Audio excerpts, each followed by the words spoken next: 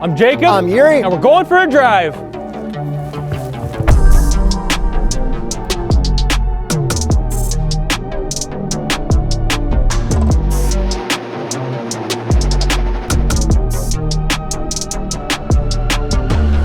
'21 Kia Stinger. GT Limited without drift mode.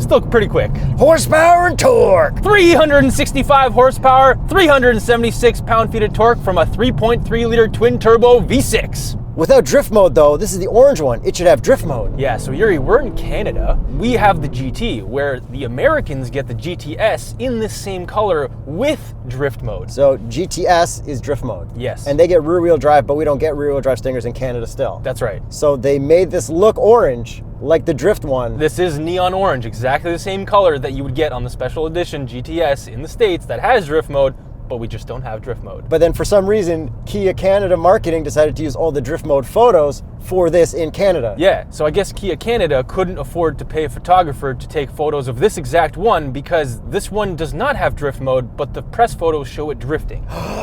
Yo, we're calling you out guys right now. So wait. If this is like the G70 that could do a burnout in launch control mode if you were on something slippery, technically this might be able to do a burnout. Yes, if we can find some snow or ice or maybe even just some wetness.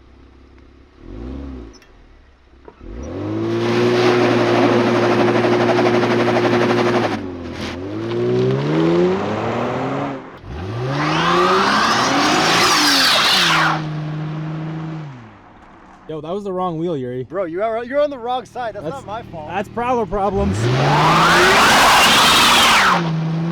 And if you guys are watching this video, make sure you subscribe for our upcoming Car of the Year announcement.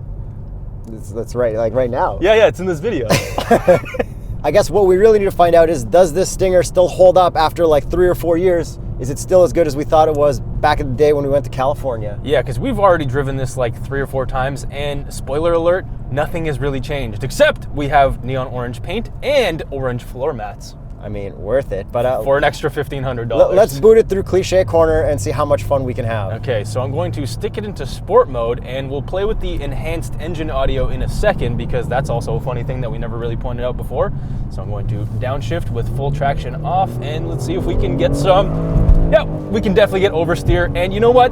This actually does kind of drift. Like, it fully drifts, and it's still very fun to drive, and pretty much on command. Like, it's still a really good all-wheel drive system. I can't even imagine how good the actual drift mode is. Well, I feel like the actual drift mode is full rear-wheel drive with an all-wheel drive alternative, where this will be, you know, maximum 80% to the back, and that's it. Yeah, so that like 20% probably helps to pull you through in the front, so 100% it's just all you. It's probably good for donuts. Well, remember we were drifting at the one event and just like taking out cones and everything? Like, Jacob's better at drifting, whatever. We turned the autocross course into a drift course. It was our first trip to the States. Maybe that's not like the right way to act at a press trip, but I mean, their marketing footage had drifting, so we had to do it. It was memorable. People remember that. I remembered it. They remember us for maybe the wrong reasons. Time for the patented TheStraightPipes sound enhancement test. Okay, so right now we're enhanced.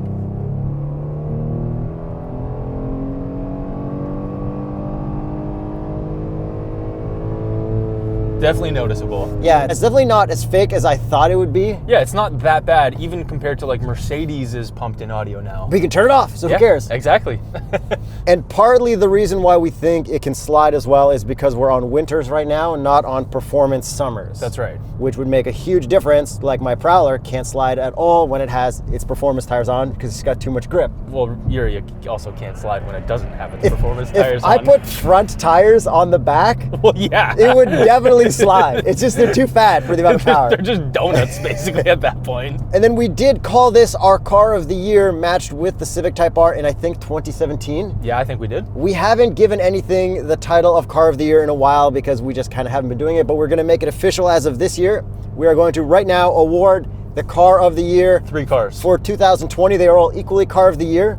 Yes, well, they have their own categories, which I will get into. First winner, the M2 CS with a 6-speed manual. So the M2 CS wins in the under 100,000 Canadian dollars category. coming in at like $99,000. Yep.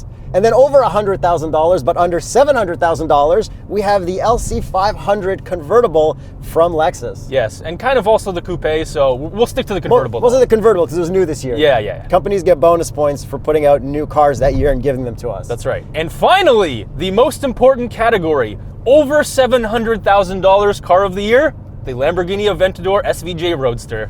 Congratulations, everyone. You will be getting your awards shortly. We expect you to frame them and put them higher than everybody else's awards. And we look forward to you posting our awards on your Twitter and whatever social media you also choose to. And next year, the categories might be different. It might not be 700,000, it might be 50,000, it might be 100,000, it might be 200,000. It all depends on the cars that come out this year. And maybe there's only just one car that wins next year. You never know. Crazy. So now back to the Stinger. Let's talk about one thing that may or may not have changed. That's our opinion on how fast some of these transmissions automatically downshift. So I'm just going to floor it.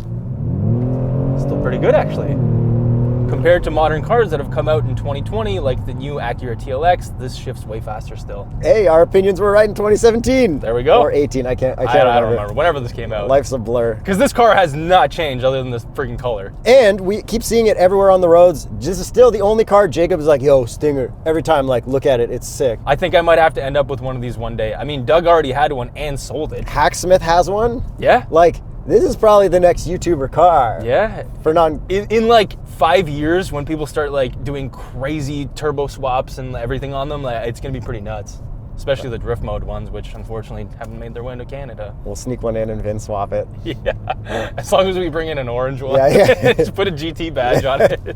And then a couple other things. It still has good lane keep compared to a lot of the cars that come out brand new in 2020. Yes, but I noticed that it's not quite as good as Hyundai's and Kia's like highway driving assist now. Well, this is before that. Exactly. Now there's highway driving assist 1 and 2. That's right. But this is still very good, but it's just not as good as what they have now. And speaking of highway driving assist and the steering wheel, the steering feel is actually still really good. This still handles just as well as it did. I have no issues with the ride quality. It's still so comfortable. This is a fantastic daily driver. This thing has aged surprisingly well. Yeah, there are a couple things that are showing their age, like the infotainment and stuff, which we will get into in a second when you drive, but I'm just going to give it one last flooring, except I'm going to use the paddles to get into the right gear, and it doesn't automatically upshift because we have the full traction off. I love that. All right, let's get you into the driver's seat. Launch control, but I'm not going to upshift in manual. Okay.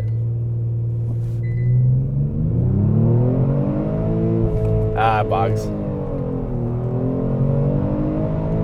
That's good though. I like that it plays by the rules. Like, yeah, unlike a BMW where you have to launch it in manual and then it will automatically upshift for you for launch control. And the speed is pretty good. Like, you get that little bit of like kick still. You're like, whoa. Yeah, there's definitely some lag, which makes it fun. And even for us, like, we're spoiled and we still enjoy flooring it in this car, which I think is a really good sign. It really is. Stuff that you think hasn't aged well, our infotainment. It is not super widescreen, not super high res, but it's still super functional and has the 360 cameras with all the cool little things. You can see the lines where your tires are turned and everything. Yeah, but the resolution on those cameras now looks kind of poor compared to 2020 cars, and the bezels on this infotainment are also massive. But realistically, there are a lot of 2020 cars that just got brought out this year that have worse 360 camera systems than this. That is true. And then back in the day, everyone was like, look how ugly it is tacked on top. And now we've got Ford putting a full iPad Pro up there. Like, this isn't really that, it hasn't aged that bad. Hey, this doesn't even bang into my knee. I get to keep my knees in this car, unlike the Mach-E. And then we still have the shortcut button to go to your Apple CarPlay or Android Auto Projection. Now you have Apple CarPlay. How do you like using Apple CarPlay? I do like it. It's full widescreen. And then it can still rewind Sirius XM satellite radios, which is very nice. However, one thing that has also aged poorly is using the tuning knob. It takes forever in this car. I feel like Hyundais and Kias never had a good tuning knob response, though. It really depends on the car, because some get like extra RAM or whatever it is, but this one definitely didn't get the extra RAM. Okay, and then our gauge cluster, analog on the left and right, digital in the middle, and this is an older one, so we can still do all of our settings through the middle instead of through the infotainment. It's very familiar to me, very easy to use, and not confusing at all, and the graphic design doesn't look bad. Yeah, no real issues with that. And then if we change our drive modes, we still have cool graphics that show up. Yeah, same old drive modes that we have: Smart, Eco, Comfort, Sport, and Custom. No drift mode. But the graphic that shows up on the infotainment isn't nearly as cool as like the new TLX graphic was. Right, or even like the F-150, which was pretty wild. And then as for the layout of everything in here, everything is still normal, nothing is weird. There's nothing you're like, oh my God, they used to do that. Like, you know how Honda had like the volume slider? Right, yeah. Everything they put in here 4 years ago is still correct today. Yes, everything's still functional. It's very well laid out. Okay, and then a couple other tests. It will still fit a cup just fine. We got a big one today. Visors. 3, 2, 1. Still passes. Great job.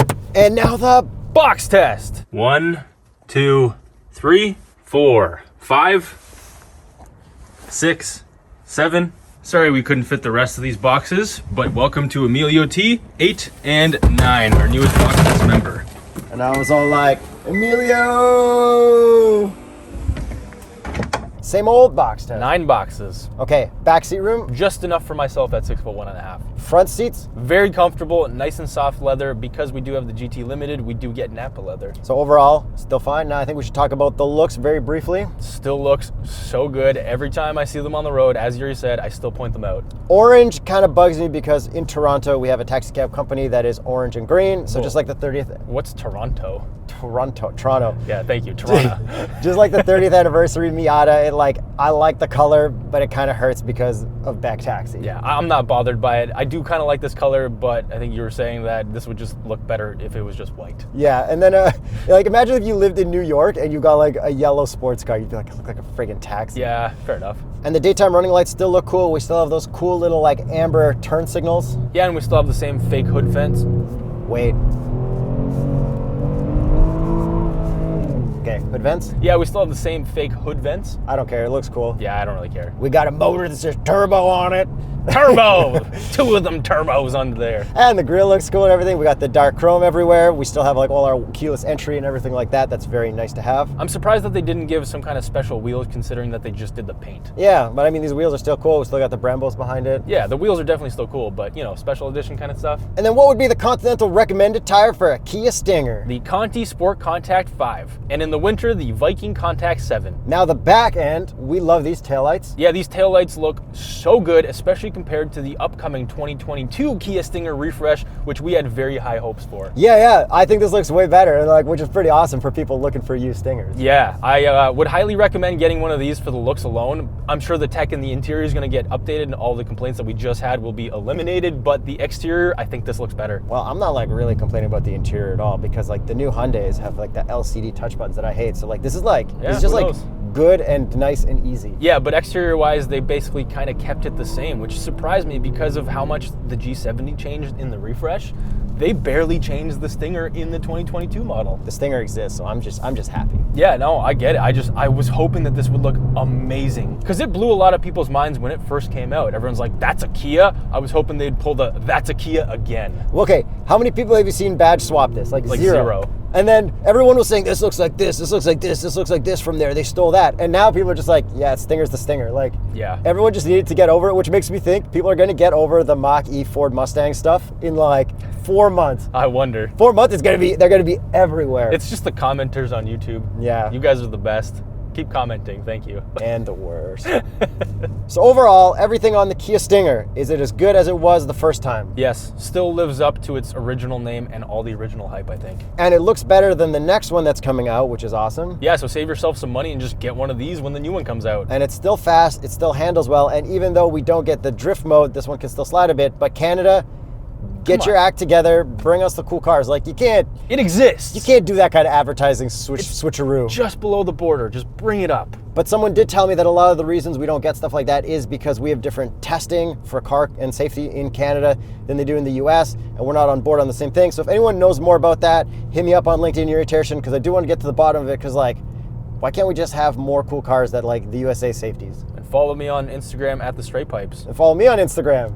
Yuri Tershin. And with all that out of the way, let's get to the price. This one is priced at a whopping $51,995 for the GT Limited in neon orange with these orange mats. Canadian. That's a pretty reasonable price, except it's kind of ridiculous to ask for $1,500 extra for paint. Yeah, especially when the US has like another $1,500 and we'll throw all the power to the back. Yes. And what I really want to see is comments below from you guys who have test driven the Stinger. I want to know what your thoughts are on Kia after driving this thing, because it's been out for like 4 years. A lot of you have had the chance to go drive it by now. Even Doug said that he was getting made fun of and like, oh, it's a Kia, you drive a Kia? Like, it's fine. It's fine. Let us know below. Watch our old Stinger review. One of like 9 of them. Yeah, exactly.